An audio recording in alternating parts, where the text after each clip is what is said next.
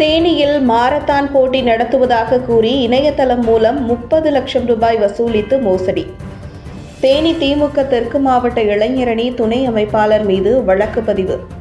தேனி பங்களாமேடு பகுதியில் தனியார் விளையாட்டு அகாடமி தேனி மாவட்ட காவல்துறை சார்பில் போதைப்பொருள் தடுப்பு விழிப்புணர்வு மாரத்தான் போட்டி நடைபெறவுள்ளதாக இணையதளம் மூலம் அறிவிக்கப்பட்டது. இந்த போட்டியில் பங்கேற்க விரும்புவோரிடமிருந்து இணையதளம் மூலம் தலா 300 ரூபாய் வீதம் நுழைவு கட்டணம் வசூலிக்கப்பட்டது.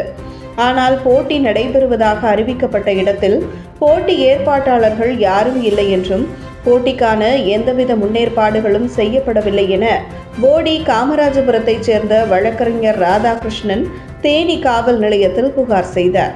இதையடுத்து மாரத்தான் போட்டி ஏற்பாட்டாளரும் கோம்பையைச் சேர்ந்த தேனி திமுக தெற்கு மாவட்ட இளைஞரணி அமைப்பாளருமான ஸ்டீபன் ராஜ் உட்பட 3 பேர் மீது போலீசார் வழக்கு பதிவு செய்தனர். மேலும் இதுகுறித்து மாவட்ட காவல் கண்காணிப்பாளர் சிவபிரசாத் விசாரணை மேற்கொண்டுள்ளதாக மாவட்ட காவல்துறை அதிகாரிகள் தெரிவித்தனர். இது தொடர்பாக சாலை மறியலில் ஈடுபட்டு பொதுமக்கள் போக்குவரத்துக்கு இடையூறு செய்ததாக வருசநாடு அருகே மூலக்கடையைச் சேர்ந்த சூர்யா, பூதிபுரத்தைச் சேர்ந்த வீரமணி, சேலம் மாவட்டம் புதுப்பாளையத்தைச் சேர்ந்த சிவா, சித்திரபாளையத்தைச் சேர்ந்த தமிழ்ச்செல்வன் உள்ளிட்ட சிலர் மீது தேனி காவல் நிலையத்தில் வழக்கு பதிவு செய்யப்பட்டது.